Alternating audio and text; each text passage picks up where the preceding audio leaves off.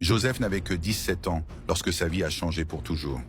Et si tes pires échecs n'étaient que les coulisses de ta plus grande réussite?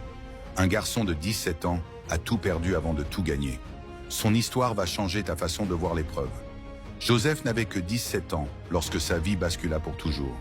Il était le fils préféré de son père, et ses frères le jalousaient pour cela.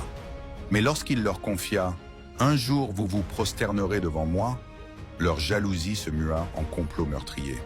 Ils se jetèrent sur lui, déchirèrent sa tunique multicolore et le précipitèrent dans une citerne asséchée.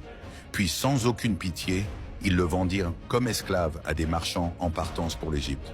Mais Joseph ne sombra pas dans le désespoir. Il travailla avec tant d'intégrité qu'il gagna la confiance de son maître, Potiphar. Pourtant, la femme de ce dernier, furieuse d'avoir été repoussée, l'accusa faussement de tentative de viol. Joseph se retrouva alors jeté en prison, oublié de tous et terriblement seul. Même là, dans l'ombre et l'humiliation, Dieu ne l'abandonna pas. Il lui accorda le don d'interpréter les rêves. Et un rêve changea tout.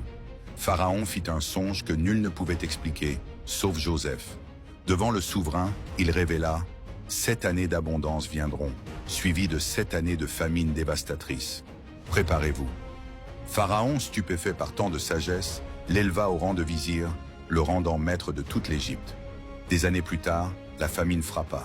Ses frères, ignorant tout, vinrent supplier pour obtenir du blé. Ils se tenaient devant lui sans le reconnaître. Au lieu de se venger, Joseph leur pardonna.